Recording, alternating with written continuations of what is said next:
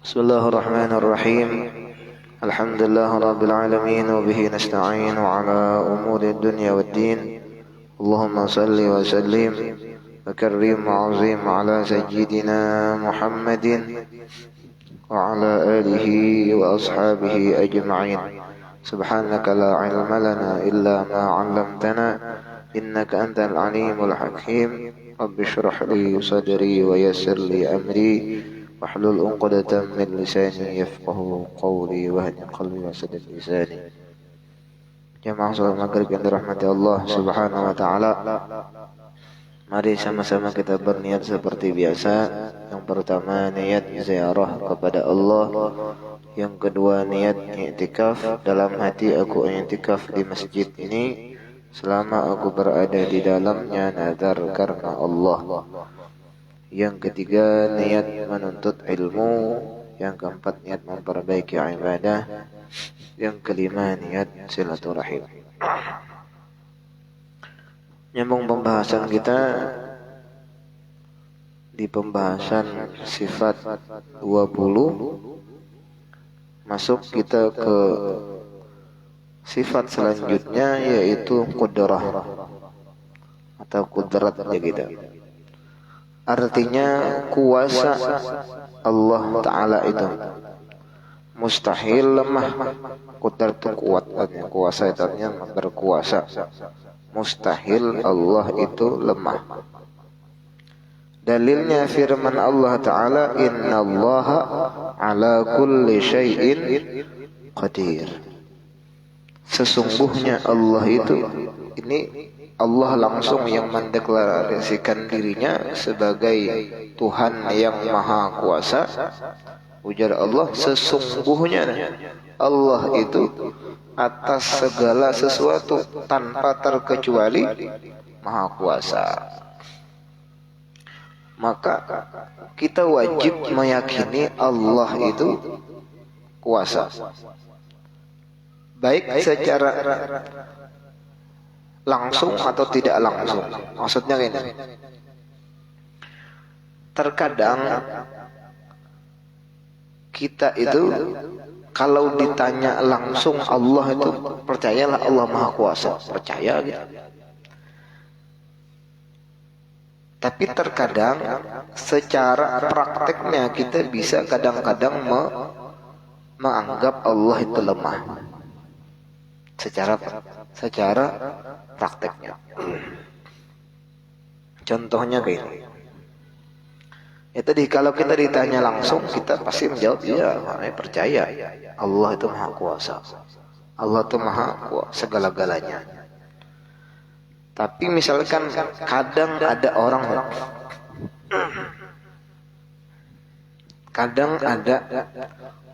contohnya yang biasa itu bila ada orang yang meninggal dunia, maka di antara keluarga si mayit ini ada yang meratapi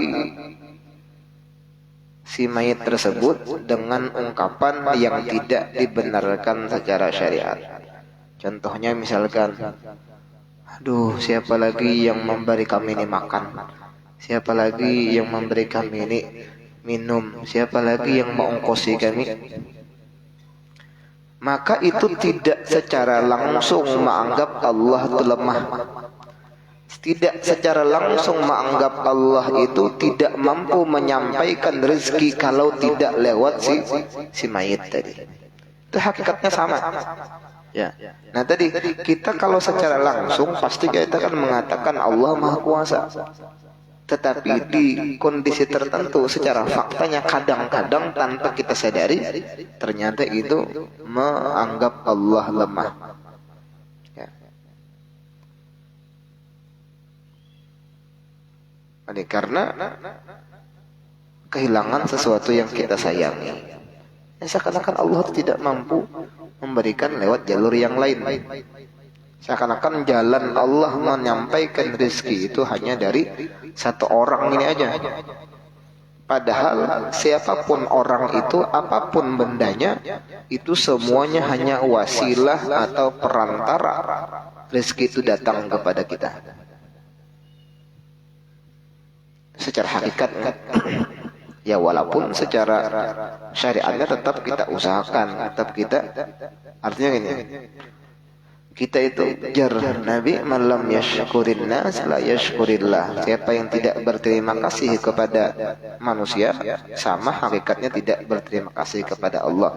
Ya, walaupun tadi manusia itu sebagai perantara datangnya kebaikan kepada kita, datangnya rezeki kepada kita, maka kita pun wajib berterima kasih kepada manusia tadi. Walaupun secara hakikat di hati kita yang memberikan rezeki itu Allah juga. Ya. Tapi kita tidak boleh mengabaikan perantaranya. Ya sama, jangankan rezeki, syariat pun sama. Agama Allah itu sampai kepada kita lewat Nabi Muhammad. Padahal secara hakikat ya Allah yang memberikan, Allah yang menyampaikan kepada kita. Allah bisa saja menyampaikan agama ini kepada kita tanpa perantara Nabi Muhammad, bisa aja. Tapi Allah ingin membuatkan jalannya, membuatkan syariatnya, maka diutuslah Rasulullah. Nah, maka kita wajib berterima kasih kepada Nabi, dan wajib berterima kasih kepada siapapun yang menjadi perantara kebaikan itu sampai kepada kita atau tertolaknya keburukan daripada kita. Nah, jadi makanya kita sampaikan tadi, kita itu wajib mengimani dan meyakini bahwa Allah itu maha kuasa, baik secara langsung atau tidak secara langsung. Ya, artinya kita ditanya langsung Allah maha kuasakah Allah? Dijawab iya. Dan ya yang paling berat itu memang prakteknya. Kalau di mulut ini mudah, kan muntung nyaman dia mengucap. Begitupun orang yang mengatakan cinta itu mudah di mulut. Mengutarakan cinta kepada Nabi itu mudah ya. Nah, nyaman ya, cintakan Nabi, cinta. Sejauh mana sudah mengamalkan sunnah Nabi? Bondur begamat sudah itu. Pada cinta tapi sunnah Nabi diabaikan, itu hampir ya pastinya diragukan kecintaannya kepada Nabi ya. Itu. Nah, kemudian kuasanya Allah ini kenapa? Artinya Allah tuh mampu segala-galanya. Mampu apapun Allah tuh mampu segala-galanya. Nah, dulu kita pernah menyampaikan kenapa kita belajar, di antaranya nih, kita wajib belajar ilmu tauhid agar kita jangan salah dalam menilai Allah. Jangan sampai kita itu menyamakan yang ada di diri kita dengan Allah. Ini contohnya, misalkan Allah itu punya kekuatan, kita baisilah kekuatan, baisi. Kita mampu mengangkat ini, mampu mengangkat tangan, mampu melangkahkan kaki, itu ada kekuatan. Berarti samalah dengan Allah? Ada. Nah, kekuatan Allah itu hakiki. Sementara kekuatan kita ini dari kekuatannya Allah. Atau bahasa simpel itu dipinjami oleh Allah kekuatan yang ada di diri kita. Namanya dipinjamkan, suatu saat akan Allah ambil. Kekuatan Allah itu dari awal sampai akhir tidak pernah berkurang. Sementara kekuatan kita berproses. Kekuatan tubuh kita aja dari kita bayi kan berproses. Kalau dari tidak mampu mengangkat sesuatu jadi bisa mengangkat yang 5 on aja misalkan, nanti angkat ini jadi 5 kilo, naik lagi jadi 50 kilo misalkan, sampai akhir turun lagi tuh. Sudah anggap puncaknya 100 kilo turun tuh. Sudah berumur turun sudah. Yang mampu diangkat cuma misalkan 70 aja. Di berikutnya, fase berikutnya mampunya hanya 50 kilo sampai turun. Jadi kita ini kekuatan kita tuh kelihatan, berproses itu kelihatan. Dan dari awal tidak mampu, nanti kembali menjadi tidak mampu. Itu kekuatan kita. Karena memang kekuatan kita dipinjamkan oleh Allah. Yang tidak pernah berkurang kekuatannya itu hanya Allah. Ya. Makanya kalau kita misalkan ditanya, kita punya ada kekuatan? Punya, tapi kekuatan itu bukan kekuatan hakiki milik kita. Semuanya kekuatan adalah Allah. Kalau orang itu menyadari bahwa kekuatan yang ada di dirinya itu adalah kekuatan yang dipinjamkan oleh Allah, maka tidak mungkin ada bisa rasa sombong muncul di hatinya. Ya. Ini berlaku untuk seluruh apapun yang ada di diri kita, ini milik Allah semuanya. Apakah itu kekuatan kita kah, ketampanan kita kah, atau kelincahan kita kah, atau kejeniusan kita kah, atau keilmuan kita kah? Bila sudah kita merasa itu milik kita, nah itu berarti kita tertipu dengan nikmat yang Allah berikan. Nikmat itu sebagai sarana kita untuk baik menjalankan kehidupan kita, untuk bisa sarana sebagai ibadah kita. Tapi jangan sampai nikmat yang Allah berikan malah itu yang membuat kita terjerumus ke dalam hal-hal yang tidak disenangi oleh Allah. Apalagi tadi sampai tak akui. Kalau jadi guru sekumpul jangan sampai tak akui. Apalagi yang sifatnya belum kada kelihatan. Contoh kayak ilmu itu tidak terlihat. Oh, jadi lu jangan sampai nih kita merasa bahwa kita menjelaskan ini bagus, kita merasa pemahaman yang kita berikan ini bagus. Jangan sampai kita merasa itu kita yang memiliki pemahaman tersebut. Ya. Kalau sudah kita merasa itu selesai, sudah kada akan berkah ilmunya, kada akan sampai kepada pendengarnya. Ya. Jadi hakikatnya kalau kata Imam Abdullah Al-Haddad, kita ini sama aja. Jadi tidak ada istilah nik bagi masing-masing, tapi masing-masing makomnya masing-masing.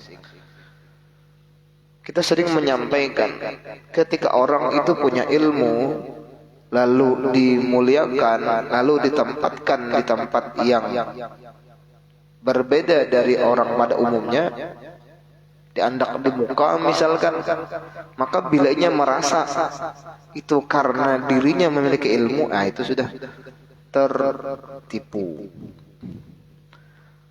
Apalagi kalau sampai kita sebagai guru misalkan merasa orang itu baik karena kita, oh dulu jari ini pokoknya mabuk terus hari-hari, alhamdulillah selama 4 tahun aku nih baik ya.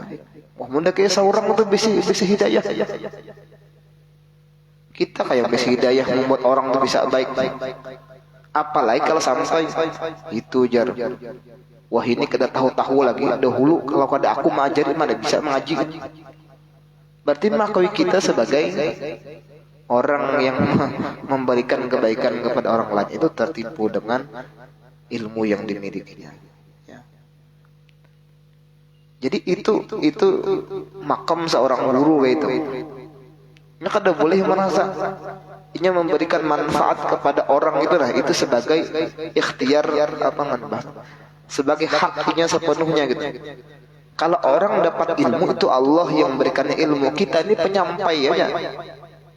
Makanya Allah, wa ma anta illal balagh, ujar Allah, tidaklah kamu wahai Muhammad kecuali orang yang menyampaikan saja. Orang itu berimankah kada berimankah itu bukan urusan Nabi. Urusan Nabi menyampaikan aja. Walaupun Nabi ini terkadang-kadang sedih dan sering sedih ketika umatnya tidak beriman, itu ada rasa sedih Nabi. Bukan sedih karena dakwahnya kada diterima, kada.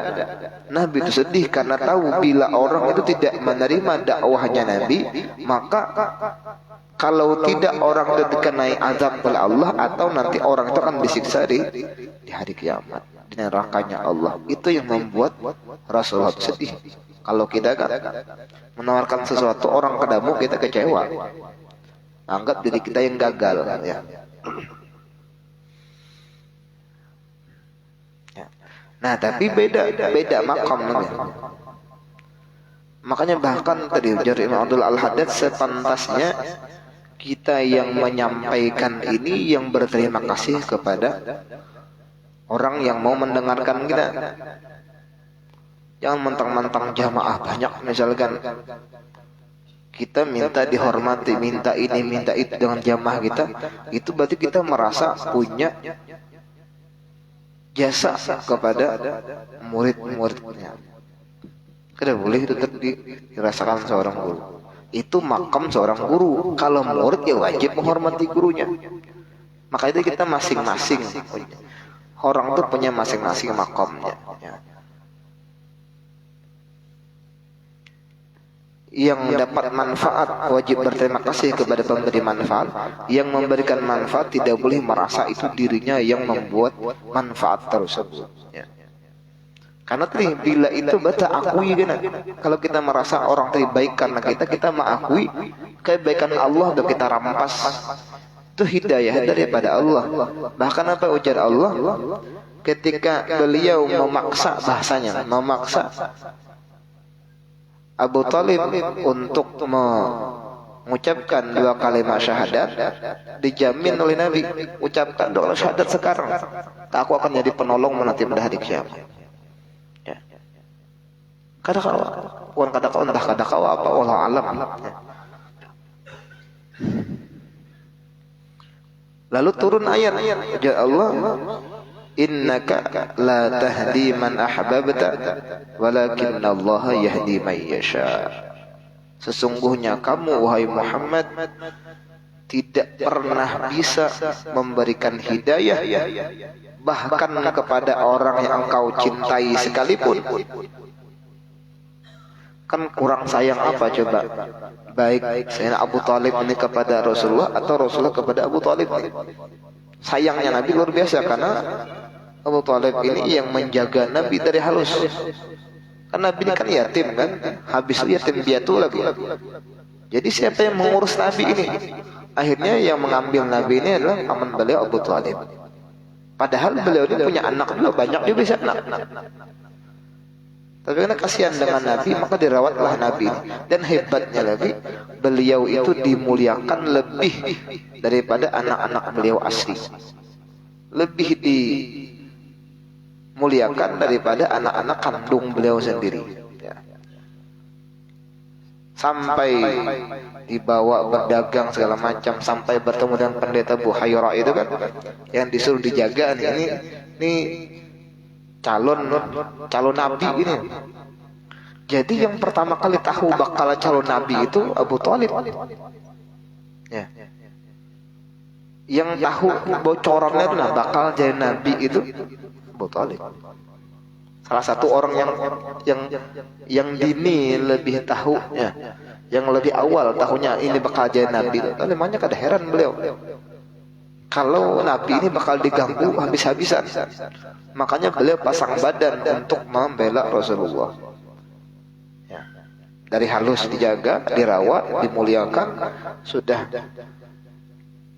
besar, diangkat dari Nabi dan Rasul pun masih, walaupun secara zahir tidak pernah mengucapkan 2 kalimat syahadat, tapi secara prakteknya beliau ya, bahkan mungkin melebihi orang yang bersyahadat di hadapan Nabi.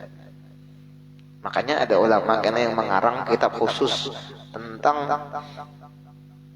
selamatnya Abu Talib. Ada yang mengatakan bahkan beliau itu nanti termasuk ahli surga, walaupun di saat itu, di saat yang sakarat itu tidak menampakkan keimanannya. Tapi intinya gitu ya, cuma Allah itu ingin memberikan pelajaran aja, ingin memberikan pelajaran bahwa hidayah itu milik Allah sepenuhnya ya, milik Allah sepenuhnya. Allah ingin berikan kepada siapa, walakinallaha yahdi man yasha. Tetapi Allah lah yang memberikan hidayah itu kepada siapapun yang Allah inginkan. Orang disayang Nabi, membela Nabi mati-matian, secara zahir tidak terlihat mengucapkan 2 kalimat syahadat. Sementara orang yang diantara yang dibenci oleh Nabi malah masuk Islam. Siapa? Siapa yang membunuh Sayyidina Hamzah? Siapa? Yang menombak Sayyidina Hamzah siapa? Wahsy ngarannya. Wahsy yang menombak karena yang memakan jantungnya Hindun. Dua-duanya masuk Islam. Nabi itu kalau bahasa kita kerikitan, marah besar dengan orang yang membunuh Sayyidina Hamzah. Apalagi sampai diambil jantung dimakan. Saking bencinya orang dengan Islam asalnya. Tapi ternyata siapa yang tahu beriman setelahnya? Ya.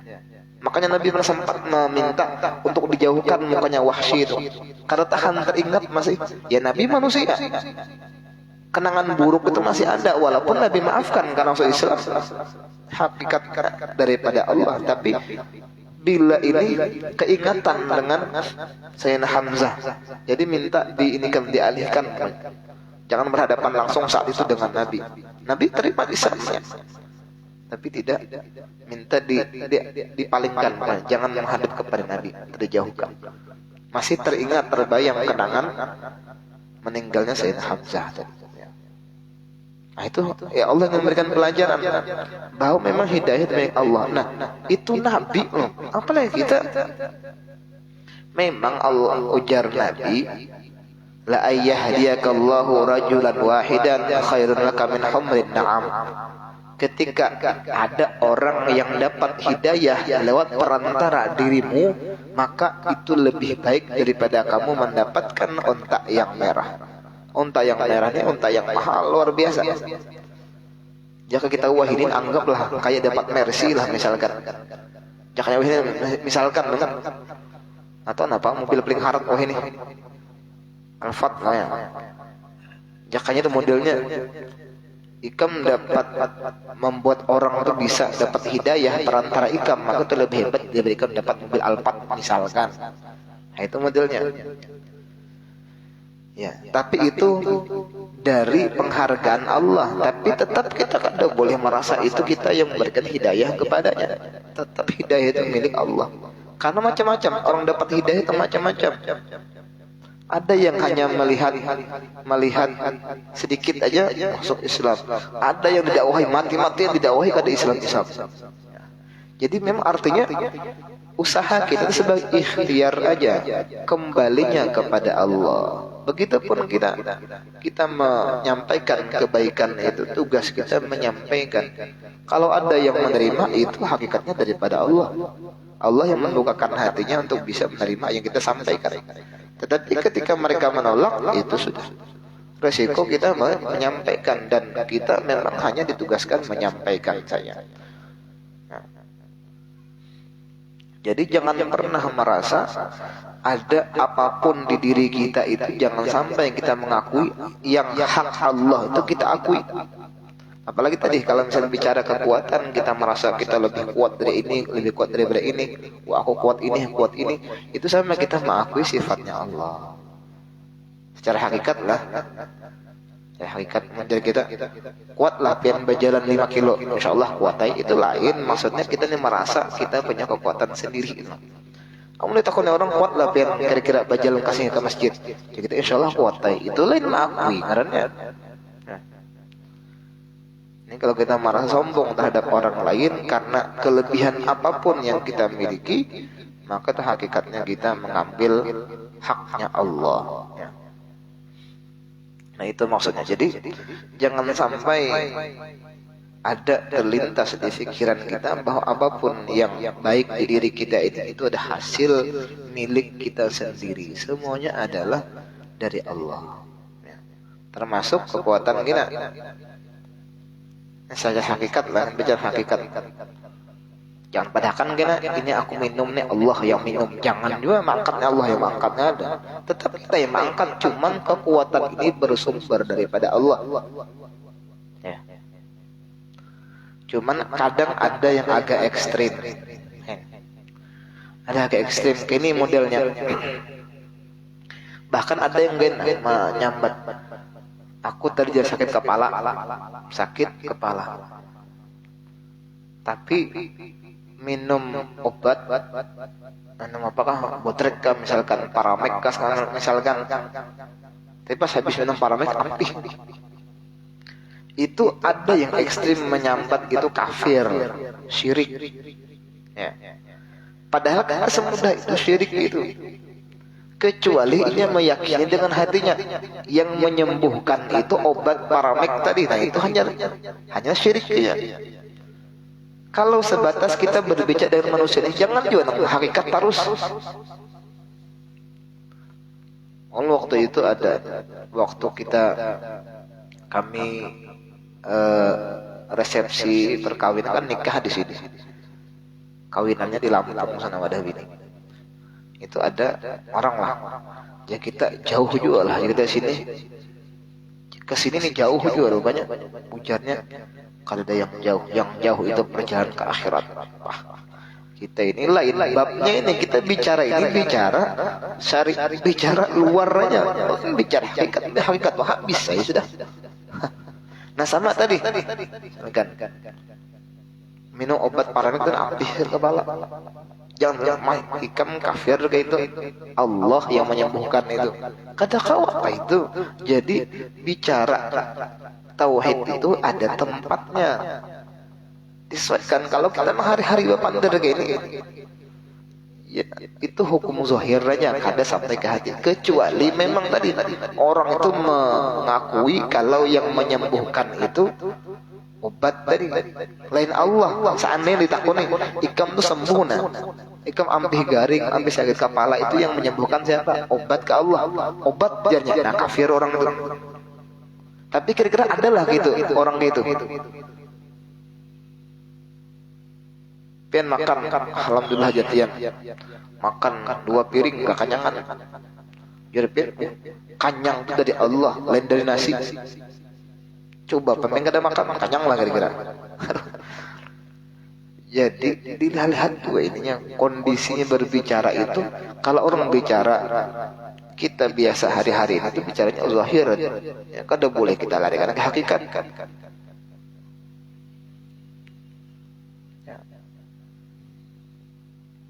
Nah makanya kayaknya cuma itu kita. Tapi kalau seandainya nih ada orang yang perkataannya ini, misalkan perkataannya ini seperti apalah menurut hakikat terus. Contoh kayak Syekh Jenar kan kayak itu tuh. Kami mencari siapa? Mencari Syekh Jenar, dipanggil oleh para wali. Jar sedangkan kedada Allah, padahal kan yang ada Allah Taala aja sini. Kadada Syekh Jenar kadada yang ada Allah Taala. Jar bulik utusan tadi. Ujar beliau kadada Syekh Jenar kadada yang ada Allah aja. Ujar Wan Wali sudah panggil Allah Taala. Panggil. Cari siapa? Cari Allah Taala. Allah Taala kadada yang ada Syekh Jenar aja. Pulang nih. Bulik pulang. Padahal pulang. Kadada Allah kadada. Sudah kalau itu jadi panggil dua-duanya, panggil Allah dan Syekh Jenar. Hanya datang. Nah, jadi sebenarnya nih sama Syekh Jenar ini ilmunya bujur aja. Ya. Ada Syekh kadada, adanya Allah aja. Memang orang yang sudah fana secara hakikat itu memang kada memandang lagi dirinya. Kita ini sebenarnya kadada memang. Coba bayangkan, kita ini semuanya digerakkan oleh Allah. Mata kita berkedip ini itu Allah yang menggerakkan. Tangan kita bisa mengangkatnya Allah yang memampukan kita. Seluruh gerakan kita ini, dari yang paling besar sampai yang paling kecil, atau dari yang kecil sampai yang paling besar, itu kalau kada Allah izinkan kada bisa. Berapa banyak orang jangan untuk mata aja bisa melihat gini, Allah yang mengizinkan. Berapa banyak orang punya mata tapi kada kau memandang. Berapa banyak orang besi tangannya alatnya ada tapi kada kau mau menggunakannya, kada kau menggerakkannya. Berapa banyak matanya ada tapi kada bisa berkedip. Berarti seluruhnya kita ini ibarat patung buat wayang yang digerakkan oleh Allah. Tanpa Allah gerakan maka tidak akan mampu. Ya. Nah jadi berarti kita ini mati di hadapan Allah. Allah menggerakkan jalan gerak ke sini. Itu ya kayak sama kayak ini, sama kayak wayangnya, pas tuh kayak wayang.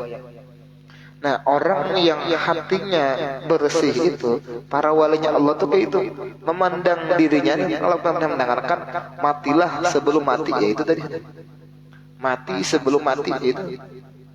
Karena kadang melihat dirinya hidup, bilanya menganggap dirinya hidup, berarti ada punya kekuatan untuk bisa melakukan ini, sementara itu semuanya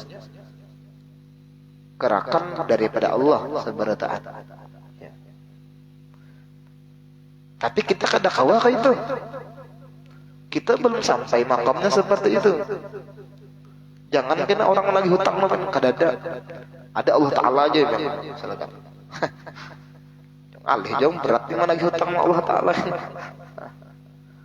Nah, kita kada sampai makamnya. Kita masih cuma yang penting secara hakikat aja kita tetap memuliakan mensucikan Allah, ya. Walaupun terkadang-kadang kita tak akui itu masih yang milik Allah, tak akui. Memang ilmu tauhid ini ya tadi supaya memperjelas posisi kita dan posisi Allah. Walaupun jelas ya sudah. Cuman kadang-kadang tadi tanpa kita sadari kadang kita mengambil. Ya kayak tadi kan wajar kan orang tuh merasa punya jasa, apalagi seorang guru seorang misalkan ya seluruhnya lah, orang berbisnis misalkan, ada orang dari nol sama sekali belajar lawan kita, ajari aku ini misal, dilajari ternyata sukses misalkan, pasti kita merasa wah dulu kan bisa apa-apa ya orang belajar, seorang nih melajari pasti kayak itu kalau. Nah itu tak akui ngarannya. Sebenarnya kita tidak langsung menyambat aku ini punya A, B, C, D dan kehebatan macam, tapi tanpa sadar kita mengakui yang itu sebenarnya dari Allah, kita perantara aja. Nah itu tadi kadang-kadang tuh bisa terasa seperti itu.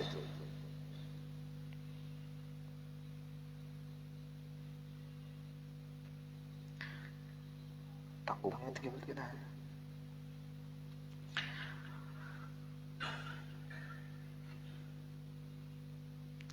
Maka patut bagi mukmin mengiktikad bahwa ia tawadhu, tiada takabur membesarkan diri dan banyak takutnya pada Allah Ta'ala adanya. Nah ini amalnya. Bila kita sudah yakin yang bujur-bujur kuasa itu hanya Allah Subhanahu wa Ta'ala, maka amalnya kita banyak tawadhunya. Kadang merasa diri tinggi dibandingkan orang lain, entah itu lebih muda daripada kita kah, atau itu lebih halus daripada kita kah, atau lebih lemah daripada kita kah, kita tidak merasa lebih daripada orang lain, ya. Kalau kita mengamalkan sifat qudrat, karena semuanya yang kuat daripada Allah, ya, yang memberi kekuatan anggap misalkan kekuatan itu kita nilai, yang diberikan kekuatan 10, ini kekuatan 20, ini kekuatan 30, semuanya daripada Allah. Yang banyak maupun yang sedikit kekuatan diberikan itu semuanya daripada Allah. Maka sumber utamanya Allah Subhanahu wa Ta'ala. Jadi tidak ada alasan kita untuk bisa sombong. Misalkan kita diberikan kekuatan yang lebih daripada orang lain, kita anggap dari yang tadi yang sekian-sekiannya kita bagian yang 90-nya misalkan, maka tetap hakikatnya daripada Allah Subhanahu wa Ta'ala. Ya walaupun misalnya orang tuh ada latihan misalkan supaya bisa jadi kuat, yang angkat besi misalkan, dari yang 5 kilo dulu naik 10 kilo bisa angkat sampai seterusnya. Tapi walaupun ada perjalanan itu, tapi secara hakikat tetap Allah Subhanahu wa Ta'ala yang memiliki kuasa tersebut. Sampai ke belum Pak? Itu semenit lagi di sini.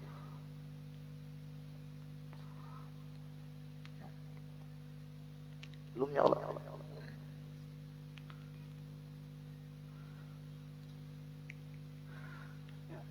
Dan sifat tawadhu itu jadi dua, yang ada takabur, ada tawadhu. Ini lawannya. Bila orang tuh tawadhu, ini yang disenangi oleh Allah. Ujian Nabi, man tawadhu'a lillah rafa'ahu Allah.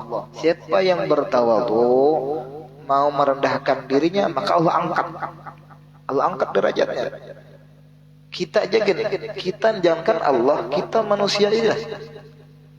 Sesama manusia, bila orang itu mau merendah, mau kada merasa diri itu hebat, low profile ya, orang itu yang standar aja, kita lebih senang dan kita lebih nyaman bergaul dengan orang seperti itu. Tapi bila ada orang yang pandirnya pokoknya eman terus, kisah batu bara lah, kisah tambang emas di mana-mana BC misalkan kita pada senang aja orang yang takabur, walaupun misalkan orang itu memiliki modal untuk bisa takabur, misalkan ini orang ini memang orang kaya misalkan ya, ini sama-sama orang kaya, yang satunya merendah, yang satunya meninggi misalkan, kita lebih senang dengan orang yang merendah itu kita, apalagi Allah Ta'ala menguji Nabi, man tawadha'a lillah rafa'ahullah, siapa yang bertawadhu karena Allah maka Allah angkat derajatnya. Tapi awas, ya Nabi sebelahnya, man takabbara wada'ahu Allah, siapa yang takabur pasti Allah hinakan. Ya mungkin saat ini, mungkin sebulan akan datang, mungkin setahun akan datang, mungkin 10 tahun akan datang, pasti orang yang menyambungkan diri akan dihinakan Allah. Kenapa? Karena ujar Allah, takabur itu salah satu sifatku. Man naza'ani wahidan minha, siapa yang merebut al-azamah wal kibriya, itu ujar Allah, selendang pakaianku. Sifat mengagungkan diri, sifat sombong itu milik aku, ujar Allah. Karena memang hanya Allah yang bisa sombong, yang pantas sombong itu Allah, yang pantas mengagungkan diri itu hanya Allah. Maka ujar Allah, siapapun yang berani mengambil salah satu dari dua sifat ini, maka siap-siap melemparkan ke neraka. Karena mengambil sifat Tuhan.